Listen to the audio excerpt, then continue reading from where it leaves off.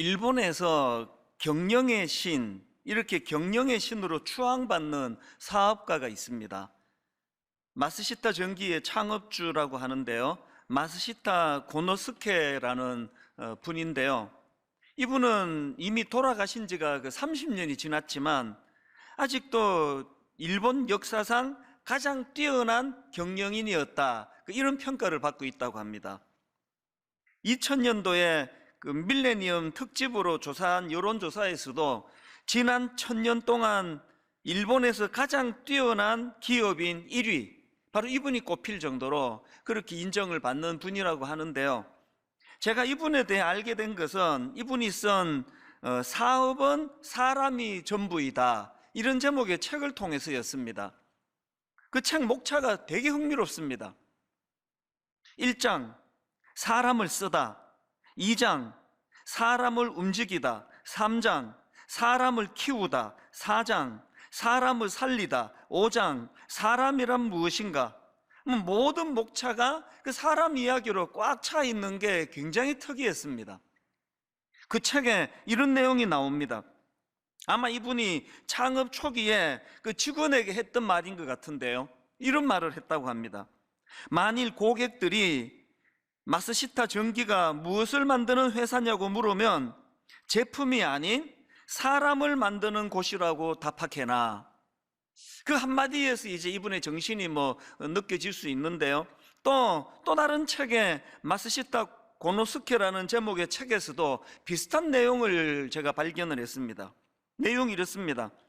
마스시타가 신입사원들에게 항상 당부하는 말이 있었다. 누군가 파나소닉은 무슨 회사냐고 물으면 이런 식으로 대답하라고 했다. 우리 회사는 사람을 만드는 회사입니다. 더불어 상품도 만드는 회사입니다. 전기 전자제품도 만듭니다. 물건을 만들기 전에 사람을 만드는 회사입니다. 이게 굉장히 독특하더라고요. 뭘 만드는 어떤 회사냐 물으면 우리 회사는 사람을 만드는 회사입니다. 물건도 만들고요. 이 어디에 강조점이 있는지를 지금 느낄 수 있게 만드는 거 아니겠습니까? 그래서 제가 이분과 관련된 책들을 쭉 읽다가 보니까 이 사업은 사람이 전부다, 이게 그냥 그 구호가 아니라 실제적으로 이 사람의 그 정신이었다는 것을 좀 알 수가 있게 됐습니다.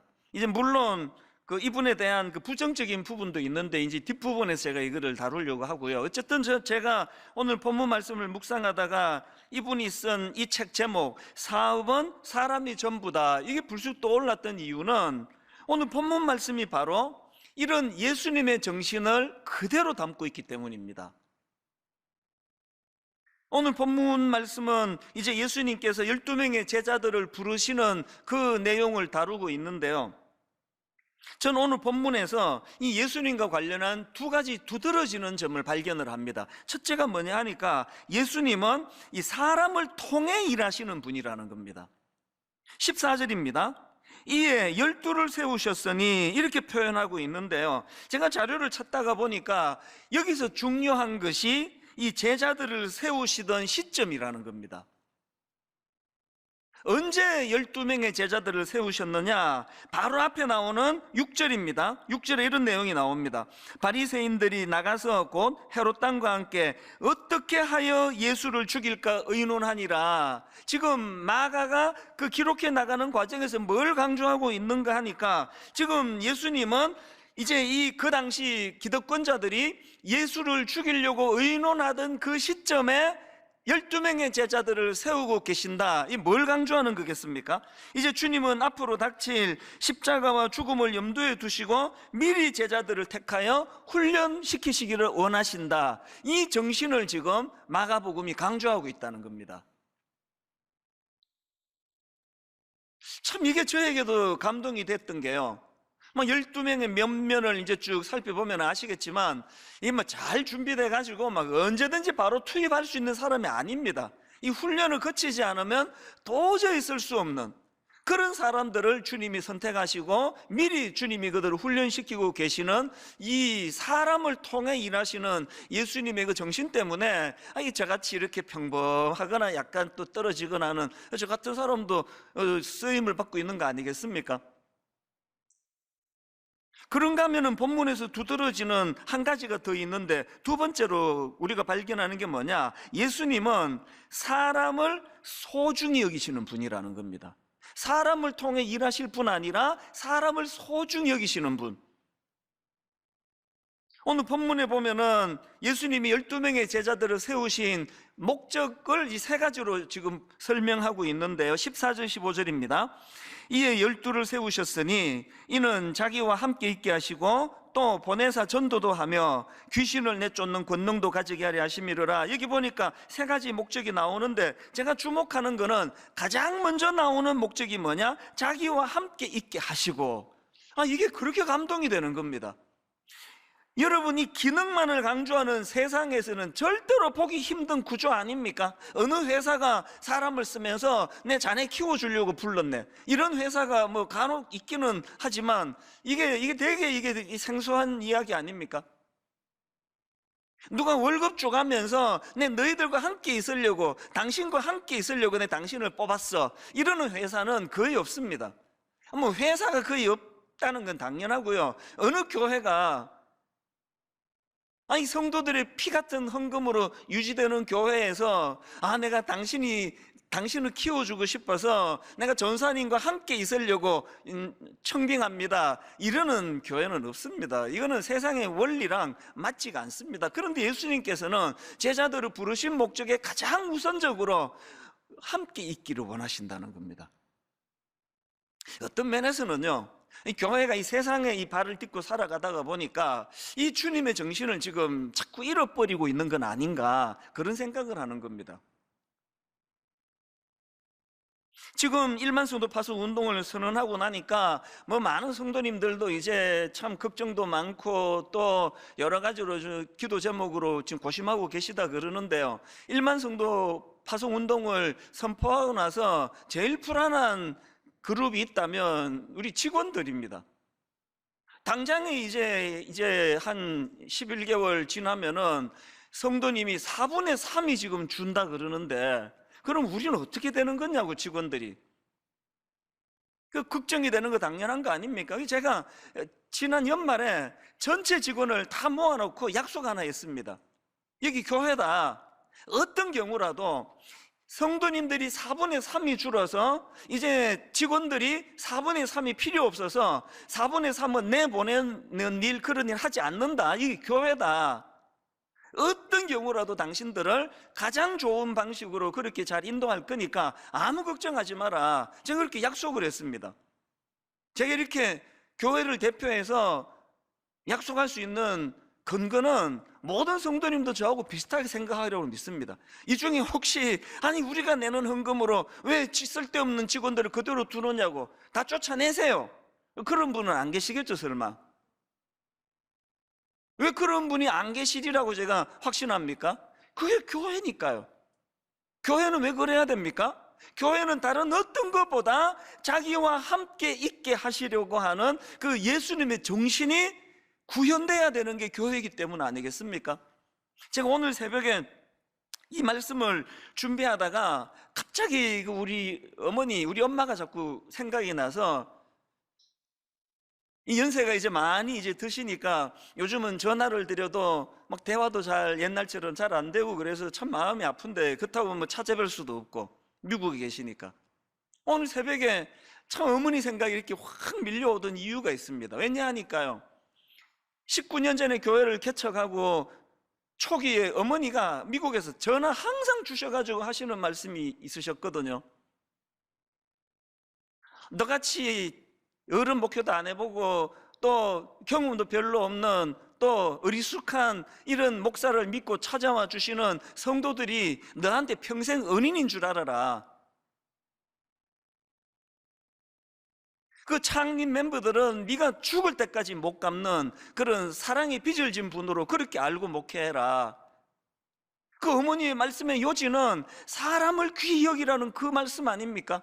오늘 새벽에 이 말씀을 준비하다가 왜 그 어머니가 생각났을까요? 바로 저에게 그렇게 훈계하셨던 어머니의 그 말씀이 예수님의 정신에서 나왔다는 것을 새삼 오늘 제가 자각했기 때문 아닙니까? 오늘 교회가 부흥하려면 다른 어떤 것보다 사람을 소중히 여기는 마음, 목회자들은 참 이렇게 찾아주시는 성도에 대하여 늘 감사한 마음으로 어떻게 해서든 하나라도 더 영의 양식을 먹이려고 애쓰는 그런 사람을 소중히 여기는 마음이 있어야 되고, 성도님들은 또 참 우리 목사님은 우리를 위해서 애쓰시는 분이라고 그렇게 서로가 서로를 소중히 여기는, 거기서부터 교회의 부흥이 시작되는 거 아니겠습니까? 이렇게 예수님은 이 두 가지, 사람을 통해 일하기를 원하시고 사람을 가장 소중히 여기시는 그런 정신을 가지신 분이라는 걸 우리가 알아야 되는데요, 마가복음 3장 1절과 2절에도 마찬가지입니다. 한번 보십시오. 예수께서 다시 회당에 들어가시니 한쪽 손 마른 사람이 거기 있는지라 사람들이 예수를 고발하려 하여 안식일에 그 사람을 고치시는가 주시하고 있거늘. 어떤 상황인지 아시겠죠? 지금 분위기가, 지금 그 한쪽 손 마른 장애인을 고쳐주면 막 이거를 가지고 또 막 엄청 안티들이 시비를 걸겠구나, 그런 분위기예요. 그런데 예수님은 결국 그 손 마른 장애인을 고쳐주시지 않습니까? 그리고는 하시는 말씀이 4절입니다.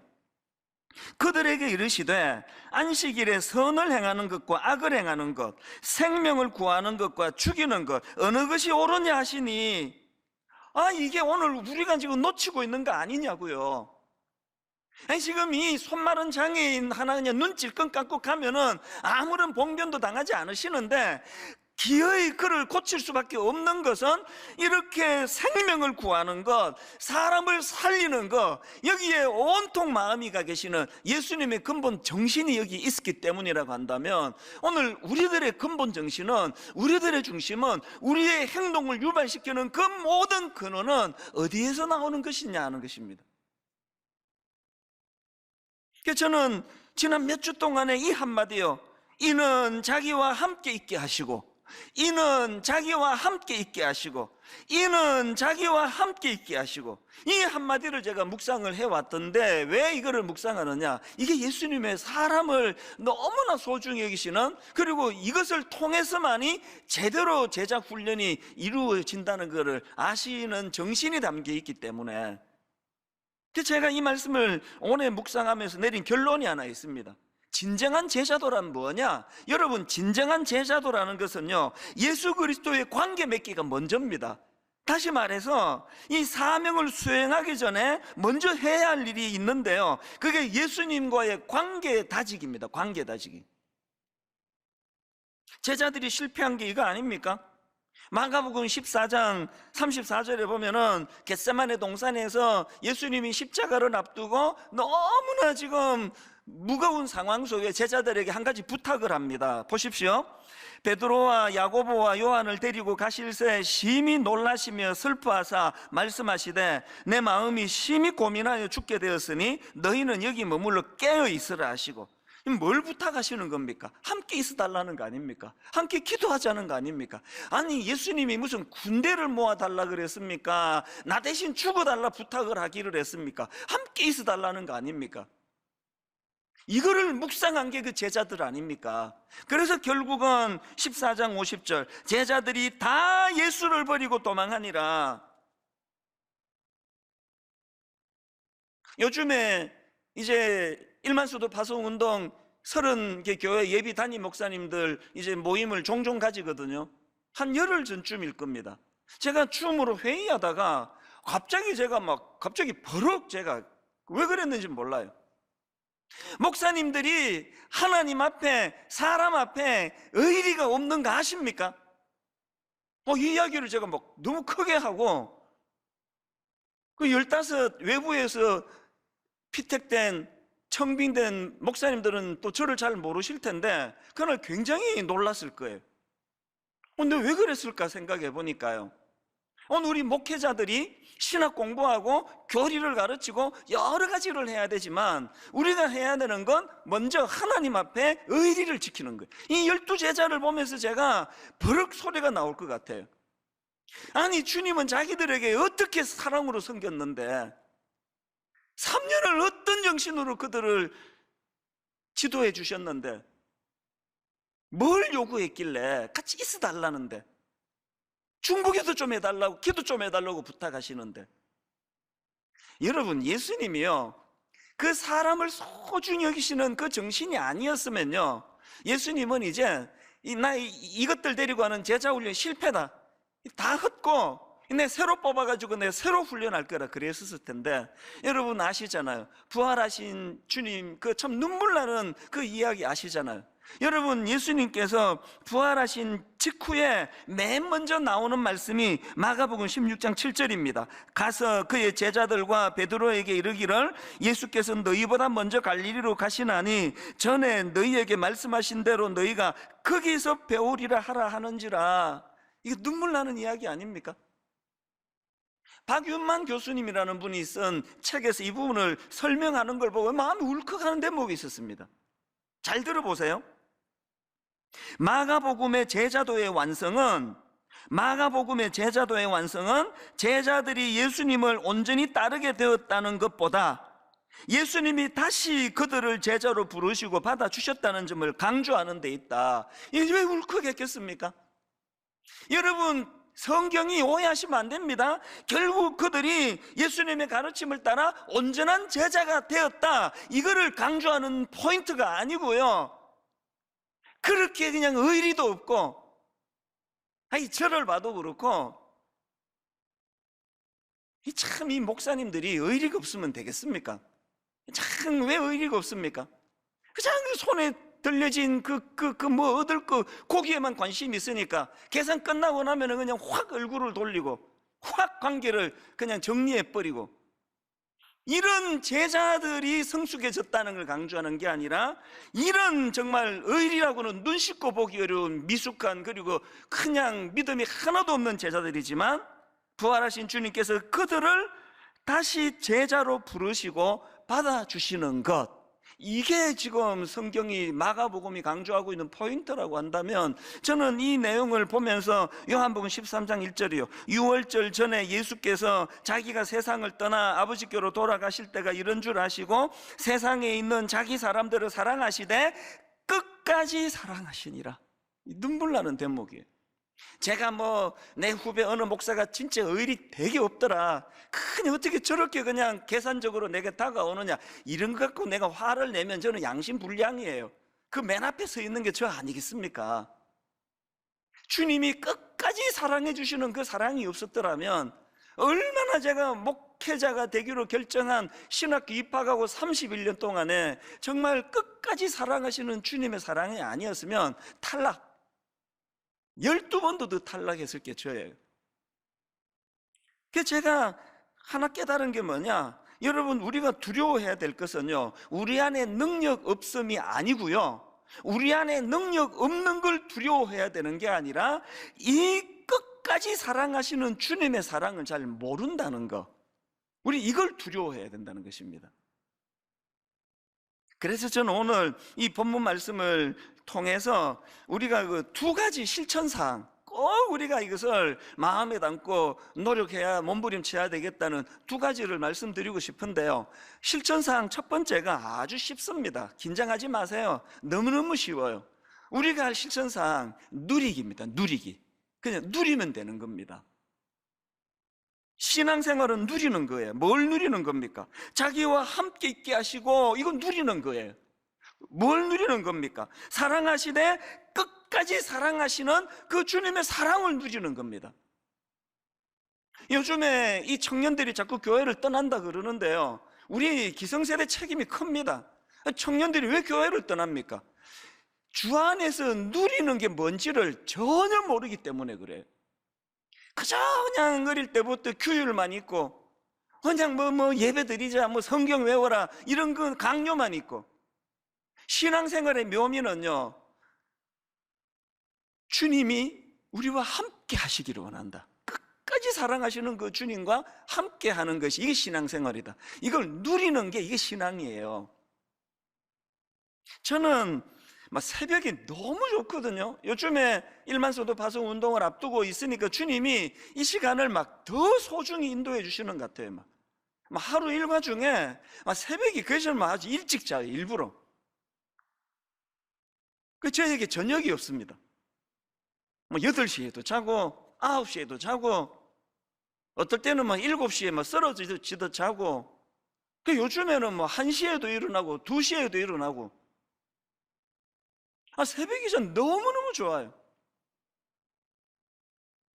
한 번은 제 아내에게 이런 말을 했습니다. 난 당신보다 새벽이 더 좋아. 사실 전 제 아내를 진짜 사랑합니다. 뭐 우리 애들이 다 알아요. 그래서 제가 난 네 엄마 없이 못 사는 거 알지? 그래서 우리가 다 힘을 합해가지고 엄마 건강하도록 우리가 도와야 돼. 이 말은 내 진실이에요. 진심입니다. 그런 제가 제 아내보다 난 새벽이 더 좋다고 이야기해요. 근데 이게 사실 이 문법적으로 이게 어폐가 있는 표현이에요. 제 아내는 인격체고 새벽은 비인격체인데 어떻게 이걸 비교합니까? 여러분, 어떻게 제 아내라는 인격체와 새벽이라는 비인격체를 비교할 수 있는가 하면은요, 여러분, 이 찬양 속에 그 답이 다 있습니다. 저는 새벽마다 이 찬양이 저에게 굉장히 의미가 있다고 저는 생각합니다. 저 장미꽃 위에 있을 아직 맺혀 있는 그때에 귀에 은은히 소리 들리니 주 음성 분명하다. 이거 제가 제 아내 보고 난 당신보다 새벽이 더 좋아, 이 말은요, 그 새벽이라는 비인격체를 좋아하는 게 아니고요, 저는 새벽에 만나는 주님이 좋다는 거예요. 2절 가사에도 보니까요, 그 청한 주의 음성, 그 청한 주의 음성 우는 새도 잠잠케 한다. 내게 들리던 주의 음성이 늘 귀에 쟁쟁하다. 저는 이 후렴 말씀이 내 인생의 주제가가 되기를 원합니다. 주님 나와 동행을 하면서 나를 친구 삼으셨네. 우리 서로 받은 그 기쁨은 알 사람이 없도다. 제가 이 가사에서 감동이 되는 건요, 우리 서로 받은 기쁨이래요. 저만 기쁜 게 아니고요, 저와의 교제를 주님도 기뻐하신다는 거예요. 이게 말이나 되는 이야기입니까? 나 같은 이런 정말 이 피조물 중에도 아무 쓰잘데도 없는 나 같은 것을 교제하는 것에 대하여 우리 서로 받은 그 기쁨 알 사람이 없도다. 여러분, 이거 아십니까? 신앙생활은 비밀이에요. 신앙생활은 신비입니다. 큰 교회 목사 됐답시고 그냥 눈에 보이는 것만 갖고 그들먹거리면요, 내 영혼은 죽은 거예요. 교회가 얼마나 커지느냐 안 커지느냐가 중요한 게 아니고 내 생애에 가장 소중한 건 새벽이에요. 새벽. 여러분, 누리셔야 합니다. 뭘 누리셔야 된다고요? 자기와 함께 있게 하시는 그 주님의 사랑을 누리셔야 돼요. 그리고 뭘 누리셔야 돼요? 사랑하시되 끝까지 사랑하시는 그 제자들이 하는 행실로 봐서는 그냥 그 이유로 이름 다 성경에서 다 빼버리라 이것들.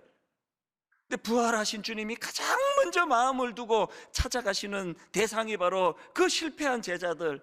여러분, 그 주님의 사랑의 잣대로 저를 사랑하시고 있다는 거, 이걸 누리지 못한다면 무슨 재미로 신앙생활을 하시겠냐고요.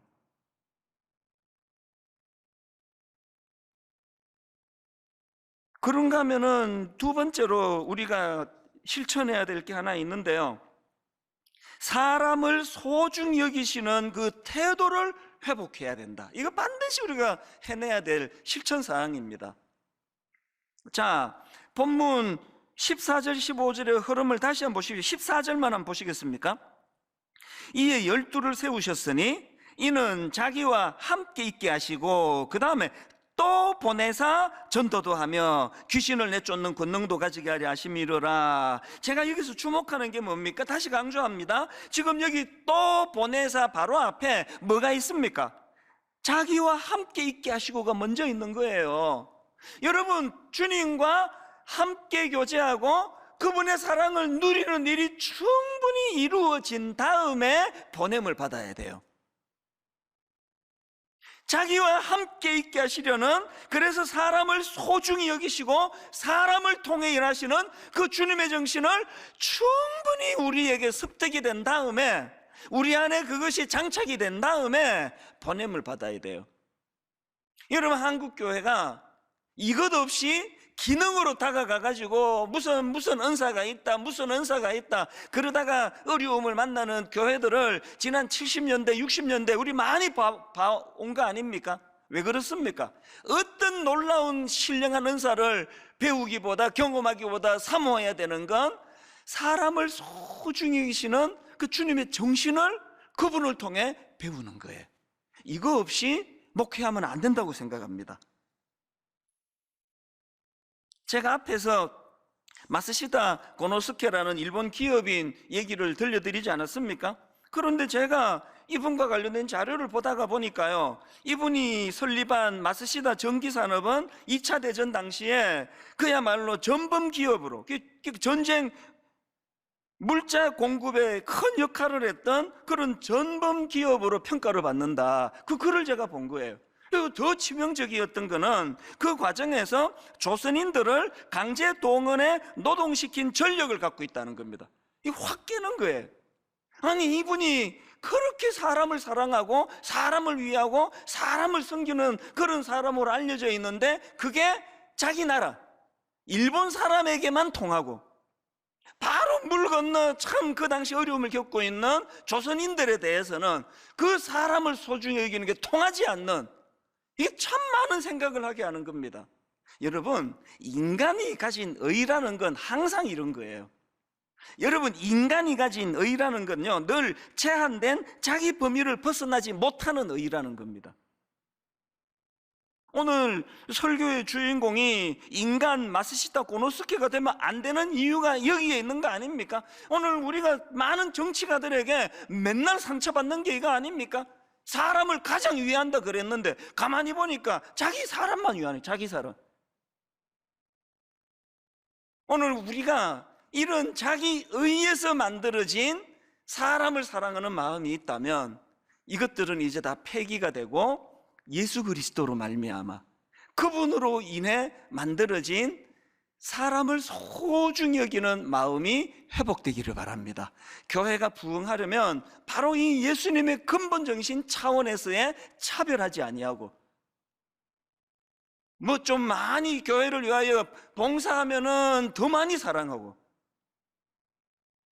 헌금을 많이 내면 더 많이 사랑하고, 이거는 자기 의에서 나온 사랑이에요. 교회는 그런 것들로 차별하지 아니하고 그 주님의 사랑으로 사람을 참 소중히 여기는 것. 그래서 저는 일만성도 파송운동 그 30교회 예비 담임 목사님들에게 저는 공포의 반복이 내 별명을 내가 지어봤어요. 난 이 중요하다 싶으면요, 막 했던 이야기 또 하고 또 하고 또 하고 또 하고 하는데요, 지금 30개 교회 예비 담임 목사님들에게 내가 작정하고 있는 게 하나예요. 계속 이 말을 합니다. 분당 우리 교회나 제가 여러분들을 담임 목사로 모신 거는 30개 교회, 한국교회를 살리는 이 30명의 용사를 세운 거 아닙니다.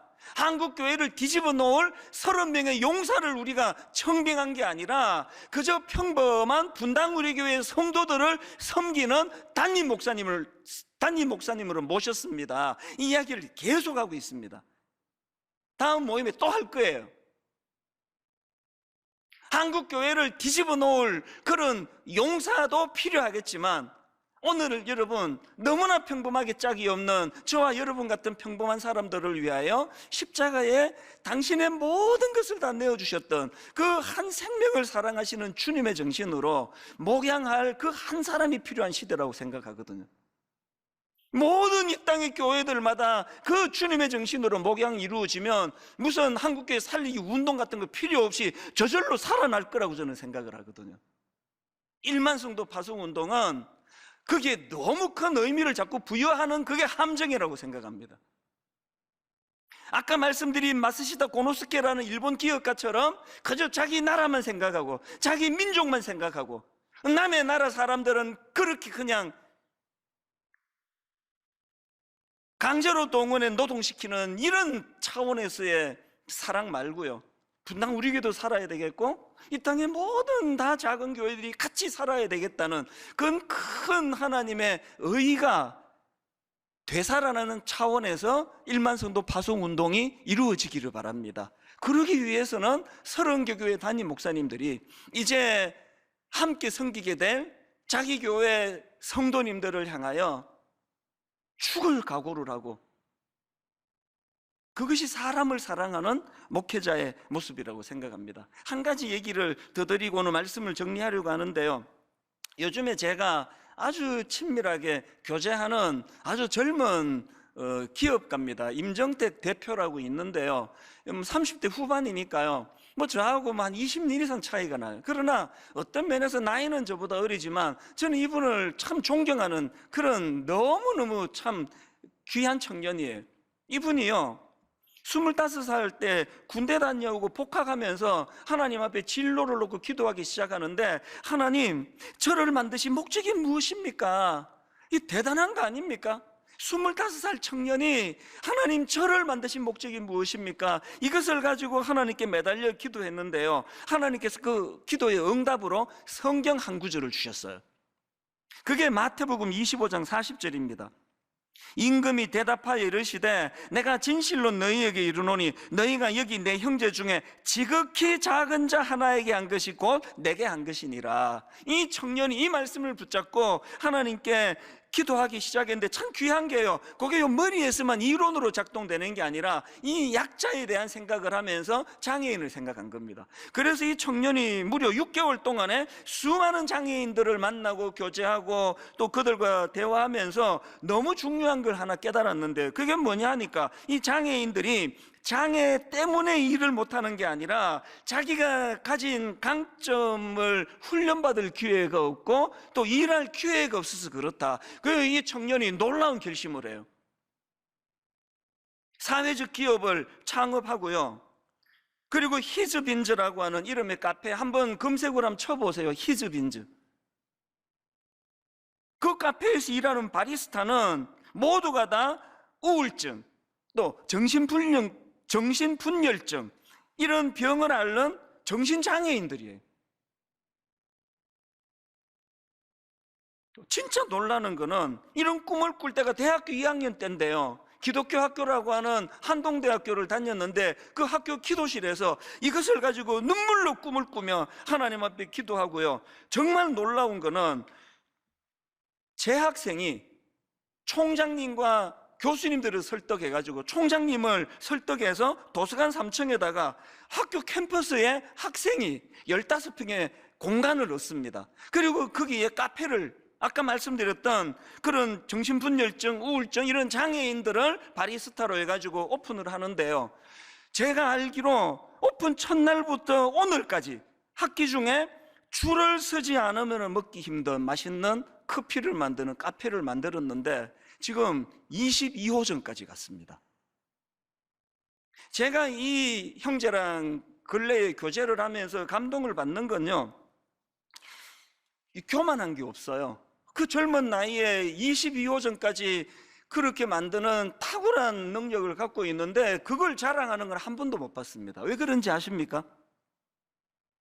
이분의 기쁨은 아까 제가 두 가지를 구현하는 거예요. 누리는 거예요. 하나님께 기도하고 하나님께 꿈을 의뢰하고 하나님이 어떻게 일하시고 그 누림이 먼저 있으니까. 그래서요, 요 근래에 이 주일 설교가 마치면 꼭 연락이 와요. 목사님, 지난번 그 설교에서 하나님이 제게 이런 도전을 주셨습니다. 지난번 그 설교에서 내가 이런 꿈을 내가 다시 갖게 됐습니다.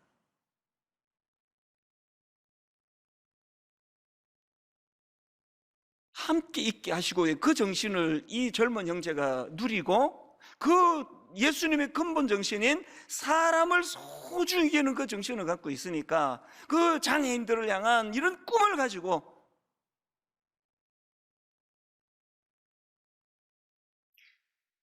브래넌 매닝이라는 분이 이런 말을 했는데 내용을 한번 들어보십시오. 이 세상에서 무신론을 부추기는 가장 큰 요인은 입으로는 예수님을 고백하고 문 밖에 나가 삶으로는 그분을 부인하는 그리스도인들이다. 오늘 여기에 좀 찔림이 있는 분이 계시면 좋겠습니다. 여러분, 지금 무신론을 부추기는 가장 큰 요인이 뭐냐? 입으로는 예수님을 고백하고 문 밖에 나가 삶으로는 그분을 부인하는 그리스도인들이다. 믿지 않는 세상 사람들은 이런 사실에 놀라워할 뿐이다.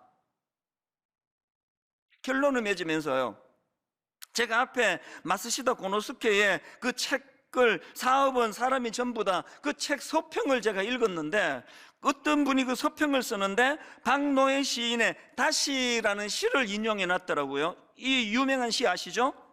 희망찬 사람은 그 사람이 희망이다. 길 찾는 사람은 그 자신이 새 길이다. 참 좋은 사람은 그 자신이 이미 좋은 세상이다.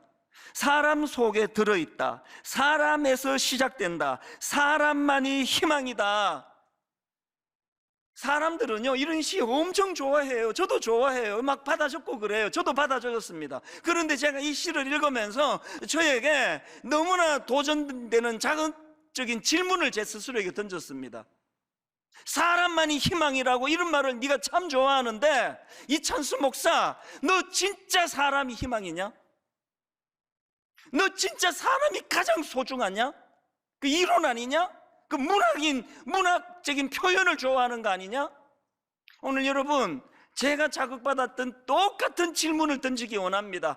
여러분, 사람만이 희망이다 이런 말들 좋아하시죠? 근데 진짜 그렇게 생각하세요? 그 이론 아닙니까? 그 문학적인 표현을 좋아하시는 거 아닙니까? 뭔 삶이 맨날 이렇게 막연하고 맨날 추상적입니까? 이 고질병을 고치시려면요, 사람을 너무 사랑하셔.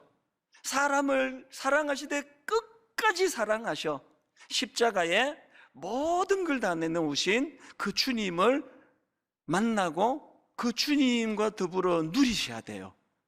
이 젊은 청년처럼 그 주님과 교제가 충분히 이루어질 때 그 정신이 이론이 아닌 실제적인 삶 속에서 내 정신으로 승화될 줄로 믿습니다.